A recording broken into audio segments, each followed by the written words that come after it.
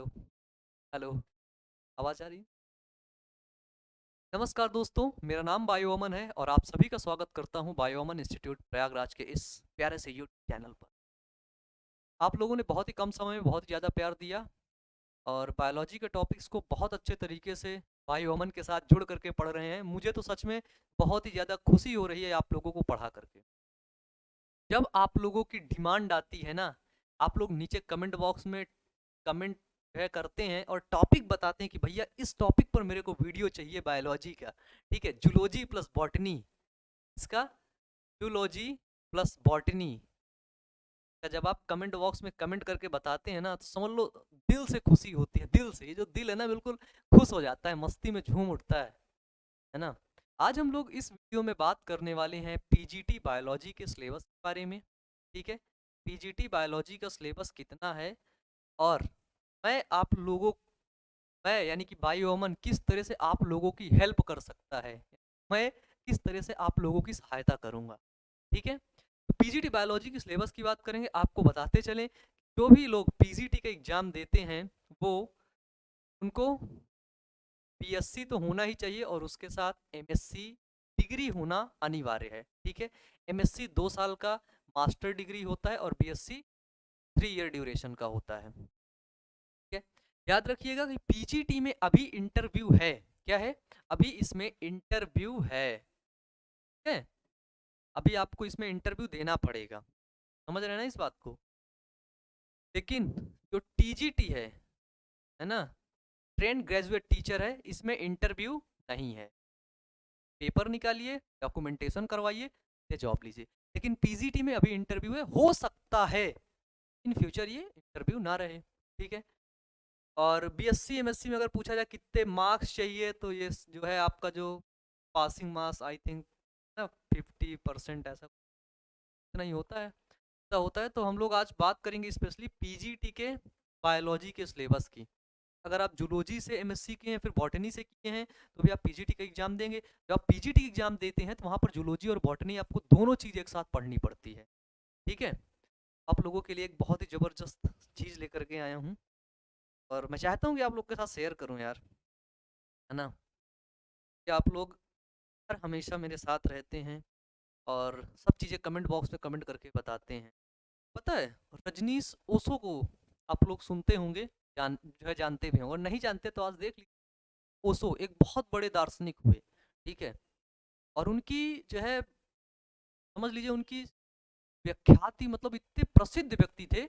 जब वो अमेरिका पहुंचे तो वहां पर वो एक अपनी सिटी बनाने लगे, उसको रजनीशपुरम के नाम से जाना जाने लगा। सिटी को, बहुत बड़ी सिटी, जहाँ भी जाते थे कुछ भी बोलते थे, लोग उनके दीवाने भी हो जाते थे। कुछ भी नहीं बोलते थे, वो जो बोलते थे, ओशो जो बोलते थे, उनके लोग दीवाने हो जाते थे।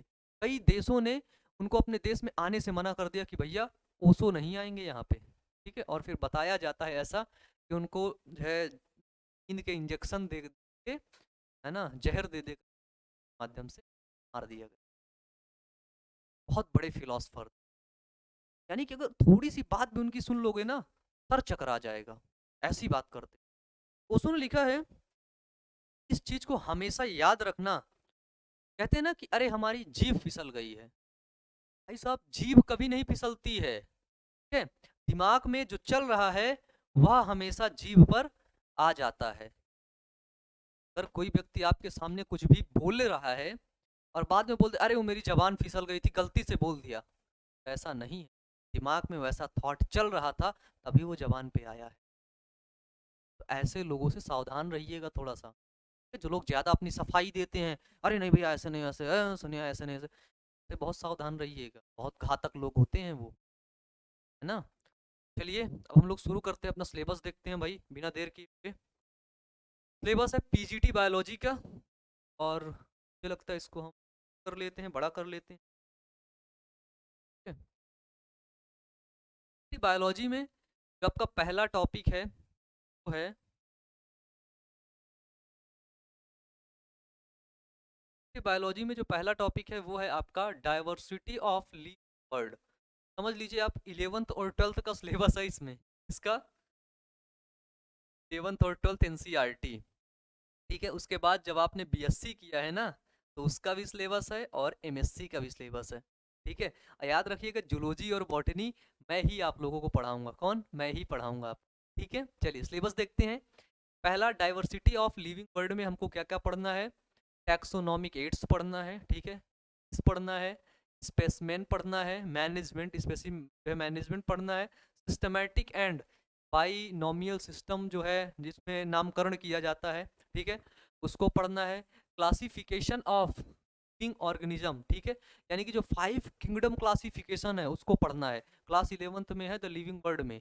ठीक है, उसके मेजर ग्रुप्स जो है, principle of classification with in each group, जितने भी ग्रुप हैं उन सभी को पढ़ना है। ठीक है, जनरल डिस्क्रिप्शन जैसे आपका मोनेरा किंगडम है, ठीक है, प्रोटोजोवन है, पंजाई है, एल्गी है, ठीक है, आपका ब्रायोफाइट्स है, टेरिडोफाइट्स है, जिम्नोस्पर्म है, ठीक है, और आपका एंजियोस्पर्म, ये सभी क्लास 11th के टॉपिक हैं। ठीक है, इन सभी को पढ़ना है।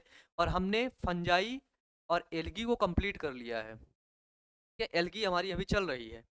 ठीक है, फंजाई हमारा पूरा कंप्लीट है ना। इसके बाद आपका आता है major group of angiosperm up to subclass. ठीक है, ये जो बोटेनिकल गार्डन जितने भी हैं, ठीक है, उनके बारे में पढ़ना है। जूलॉजिकल पार्क कहाँ कहाँ पर हैं, कौन से हैं, एकड़ में फैले हैं, कब बने, सभी चीज़ों के बारे में। ठीक है, म्यूजियम के बारे में, ये सभी समझ लीजिए। आपका जो ये डाइवर्सिटी ऑफ लिविंग वर्ल्ड है ना, ये क्लास 11 बायोलॉजी का पहला चैप्टर है। ठीक है, पहला यूनिट है। ठीक है, इसके बाद हम आगे चलें तो आगे हम लोग को पढ़ना है क्या? Structural organization in plant and animals. ठीक है, ये भी 11th का ही टॉपिक है, लेकिन थोड़ा सा बड़े लेवल में पढ़ना है, थोड़ा सा बढ़ा बढ़ा के पढ़ना है, थोड़ा टॉपिक्स पढ़ने हैं हमको। ऐसा पढ़ना है, हमें देखना है भैया क्वेश्चन कहाँ से पूछे जाते हैं, टीजीटी पीजीटी में क्वेश्चन कहाँ से पूछे जाते हैं। और याद रखिए, अगर आप बीएससी की पढ़ाई कर रहे हैं या फिर आप एमएससी की पढ़ाई कर रहे हैं, तो जितने भी टॉपिक आपको पढ़ाए जाते हैं ना, आप उन टॉपिक को यूट्यूब पर डाल करके लास्ट में लिख दीजिएगा बायो अमन, तो वहाँ पर मेरा वीडियो आप लोगों को क्या होगा, मिल जाएगा। ठीक है, आसानी से उस वीडियो को आप सभी लोग देख लीजिएगा। Structural organization in plant and animals में हमें क्या पढ़ना है? Morphology, anatomy and histology of angiosperm के बारे में। एंजियोस्पर्म के बारे में, फिर इसका आपका root, stem, leaf, flower, inflorescence, ठीक है, फ्रूट, सीड, टिश्यूज, ठीक है, ये सारी चीज़ें आपको पढ़ना है किसमें? Structural organization in plants and animal में। ठीक है, एनालिड्स के बारे में पढ़ना है, इंसेक्ट्स के बारे में पढ़ना है, सारा कुछ एम्फीबियंस के बारे में आपको पढ़ना है, सारा कुछ आपको डिटेल से यहाँ पर पढ़ना होगा। ठीक है, टेंशन मत लीजिएगा, सारे टॉपिक्स को पढ़ाऊंगा बिल्कुल फ्री ऑफ कॉस्ट पूरे यूट्यूब पर। ठीक है, मैं बोल रहा, अमन बोल रहा है आपसे, बायो अमन बोल रहा है। ठीक है, फ्री ऑफ कॉस्ट एक एक टॉपिक को बहुत अच्छे तरीके से पढ़ाऊंगा। आगे है अपना structural and functional organization of cell, कोशिका वाले चैप्टर से हमें पढ़ना है। कोशिका वाले चैप्टर से हमें क्या क्या पढ़ना है? सेल साइकिल डिटेल्ड स्टडी, ठीक है, सेल साइकिल के बारे में, सेल डिवीजन के बारे में पढ़ना है, माइटोसिस, मियोसिस, सूत्री विभाजन और अर्धसूत्री विभाजन। ठीक है, जब हम फंजाई और एल्गी पढ़ रहे थे तो वहाँ पर माइटोसिस और मियोसिस हर जगह पर आ रहा था। ठीक है, माइटोसिस का मतलब होता है समसूत्री विभाजन और मियोसिस का मतलब होता है अर्धसूत्री विभाजन। ठीक है, इसके बाद हमें पढ़ना है आपका सेल की डेथ कैसे होती है, स्ट्रक्चर एंड फंक्शन, सेल के अंदर कैसा होता है, मेटाबॉलिज्म कैसा होता है, मेटाबॉलिज्म एंड कार्बोहाइड्रेट्स, ठीक है, प्रोटीन्स, लिपिड, ये बायोमोलिक्यूल वाले टॉपिक हैं। कैसे हैं? बायोमोलिक्यूल, जैसे क्लास 11th में जो यूनिट 3 है सेल में 3 चैप्टर हैं, सेल साइकिल एवं सेल डिवीजन, और दूसरा है आपका सेल कोशिका, cell the unit of life, and third is biomolecules, जैव अणु। ठीक है, ये हैं आपके।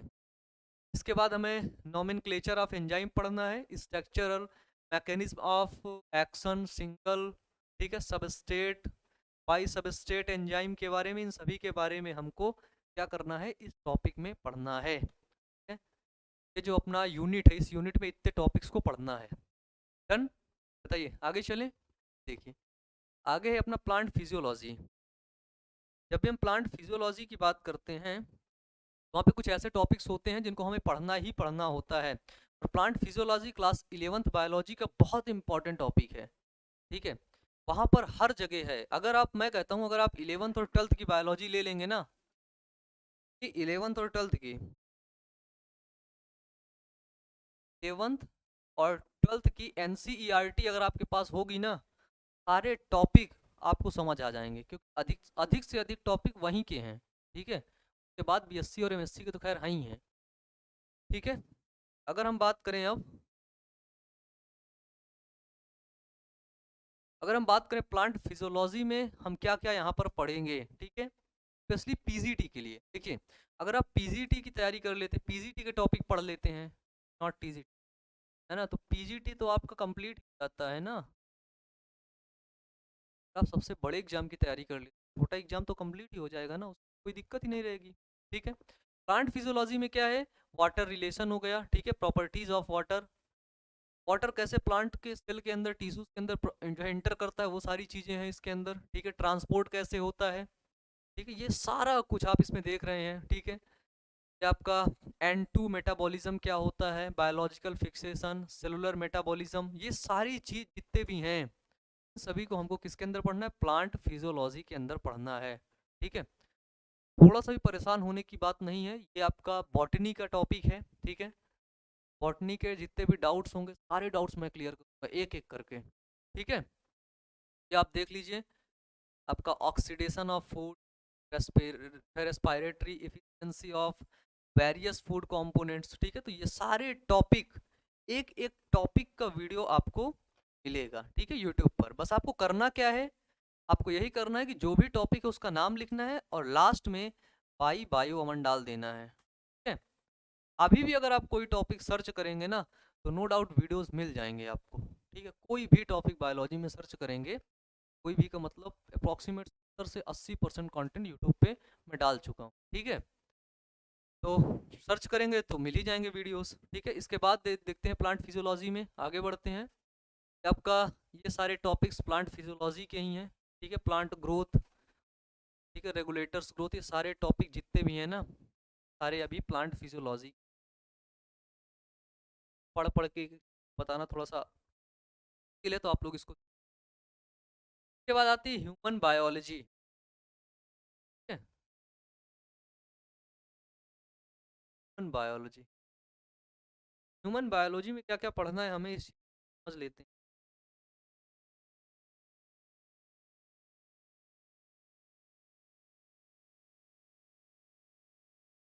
चलिए, इसमें क्या क्या पढ़ना है हमको, तो इसमें पढ़ना है morphology, anatomy, histology, physiology, control and disorder of digestion, ठीक है। डाइजेशन क्लास 11th में है ना। इसके बाद रेस्पिरेशन पढ़ना है, बॉडी फ्लूइड्स एंड सर्कुलेशन को पढ़ना है, एक्सक्रीशन को पढ़ना है, ठीक है। स्केलेटन सिस्टम, जो कंकाल तंत्र है, हड्डियां उड्डियां अंदर रहती है ना, उसको भी पढ़ना है, वो भी डिटेल से, ठीक है। इसके बाद नर्वस पढ़ना है, नर्व्स को पढ़ना है, मसल्स को पढ़ना है, या फिजियोलॉजी ऑफ हाई एल्टीट्यूड को भी हमें पढ़ना है यहाँ पर, ठीक है। ये हमारे इतने टॉपिक हो गए किसके, प्लांट फिजियोलॉजी। डन, बताइए आगे चलें। अब हमारा अगला टॉपिक है सेक्सुअल रिप्रोडक्शन, ठीक है। प्लांट्स के अंदर जो रिप्रोडक्शन की क्रिया होती है तो हम लोग पढ़ेंगे। तो क्या है प्लांट्स के अंदर, स्ट्रक्चरल डिटेल्स ऑफ एंजियोस्पर्म के बारे में, एंजियोस्पर्म का फ्लावर जो है उसका डेवलपमेंट देखेंगे, ठीक है। डेवलपमेंट ऑफ उसके जो गैमिटोफाइट बनते हैं, कैसे गैमिटोफाइट बन रहे हैं, ठीक है। इतने ढेर सारे टॉपिक हम लोग पढ़ेंगे किसमें, रिप्रोडक्शन इन प्लांट में। डन, देख लीजिए इसको एक एक टॉपिक को। और फिर उसके बाद भी ये सारे टॉपिक हैं आपके, प्लांट्स के जितने भी टॉपिक हैं। ये आपका प्लांट रिप्रोडक्शन था, और ये यहाँ से देखिए मिस्टेक है थोड़ा सा, यहाँ से ये आपका ह्यूमन रिप्रोडक्शन है। ऊपर तक के जितने भी पॉइंट थे वो प्लांट रिप्रोडक्शन के थे, और ये आपका ह्यूमन रिप्रोडक्शन, ठीक है। ह्यूमन रिप्रोडक्शन में morphology, anatomy, histology and physiology of reproduction, ठीक है। Neuro endocrine control system, sexual behaviour in infancy, ठीक है। ये सारे कुछ मेमोरी ग्लैंड, ठीक है, मिल्क लेट डाउन, ठीक है, मेनोपॉज क्या होता है, सारा कुछ। ठीक है, जो आपका ह्यूमन रिप्रोडक्शन का टॉपिक है, जितने भी पॉइंट है सब पॉइंट मैं पढ़ाऊंगा। ठीक है, और पढ़ाऊंगा ही नहीं, एक एक टॉपिक को समझाऊंगा, सारा कुछ आपको समझ भी आएगा। ठीक है, इसके बाद अगर हम आगे देखें तो reproductive health, class 12th biology का चैप्टर 4 है रिप्रोडक्टिव हेल्थ। ठीक है, इसके बारे में हम लोग पढ़ेंगे यहाँ पर, problems and strategies, population explosion, population बढ़ रही है उससे क्या प्रॉब्लम हो रही है, क्या स्ट्रेटजी होनी चाहिए। ठीक है, ये सारा कुछ पढ़ेंगे। इसके बाद हम लोग जैसे यहाँ पर आ जाते हैं सर्जिकल मेथड, इम्यूनोलॉजिकल आईयूडीज वगैरह के बारे में यहीं पर पढ़ेंगे, एमनियोसेंटिसिस क्या होता है इसके बारे में पढ़ेंगे। ठीक है, फीमेल फेटिसाइड्स क्या होते हैं, एमएमआर क्या होता है, आईएमआर क्या होता है, एमटीपी क्या होता है, एसटीडी क्या होता है। बहुत सिंपल सिंपल से टॉपिक है। STD means sexual transmitted disease, MTP means जो है मेडिकल टर्मिनेशन ऑफ प्रेगनेंसी। छोटे छोटे टॉपिक हैं और बहुत बेहतरीन तरीके से आपको समझाऊंगा। ठीक है, बाद infertility disorder of female and male reproductive system. ठीक है, sexual dysfunction, infertility cases and जो है ये सारे कुछ जितने भी टॉपिक हैं, ये आपके जैसे ह्यूमन रिप्रोडक्टिव टेक्नोलॉजीज में हो गया, जिफ्ट हो गया, आईयूटी हो गया। ठीक है, टीईटी हो गया, इम्ब्रियो कल्चर हो गया, ये सारे कुछ हम लोग पढ़ेंगे। ठीक है, तो आप लोग इसको पर अच्छे तरीके से, ये आपका सिलेबस है पीजीटी बायोलॉजी का। इसके बाद जेनेटिक्स आप देख लीजिए, जेनेटिक्स में principles of inheritance and variation, Mendelian genetics. ठीक है, inheritance of one gene, two gene, post Mendelian inheritance, सारे कुछ जितने भी जेनेटिक्स के टॉपिक हैं ये सारा कुछ आपके सामने है, इसलिए मैं एक एक टॉपिक लिख करके आपके सामने ले आया। ठीक है, ताकि आप इन टॉपिक को अच्छे तरीके से समझ जाएं। साइड हटता हूँ, आप देख लीजिए, स्क्रीनशॉट लगाना है तो लगा लीजिए। जेनेटिक्स के आगे भी टॉपिक है, ये सारा टॉपिक आपका जेनेटिक्स के अंदर ही आएगा। ठीक है, आगे चलें, ये भी सारा टॉपिक आपका जेनेटिक्स के अंदर ही आएगा। आपकी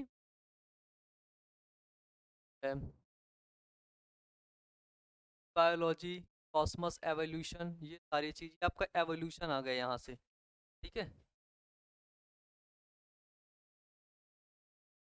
ये सारी चीज़ें आपकी हो, एवोल्यूशन टॉपिक है ना जो आपका, वो आ गया। ठीक है, आगे चले, बायोलॉजी इन ह्यूमन वेलफेयर वगैरह जितने भी होते हैं, ट्रांसपोर्ट, लिम्फेटिक सिस्टम, सारा कुछ हम लोग यहाँ पर पढ़ेंगे। आप लोग टॉपिक को देख लीजिए, भी आपका टॉपिक है। इसके बाद प्रिंसिपल ऑफ बायोटेक्नोलॉजी, बायोटेक्नोलॉजी में हम क्या क्या पढ़ेंगे इस चीज़ को आप लोग देख, यहाँ पर सारा कुछ है। एक एक चीज़ को बता पाना थोड़ा सा मुश्किल हो जाएगा और वीडियो भी बहुत लंबा हो जाएगा, इसलिए हम वीडियो को थोड़ा सा शॉर्ट करेंगे और आप इस चीज़ को देखेंगे और लिखने का प्रयास करेंगे, समझने का प्रयास करेंगे। ठीक है, इसके बाद यदि मैं आगे दिखूँ, आगे दिखाऊँ,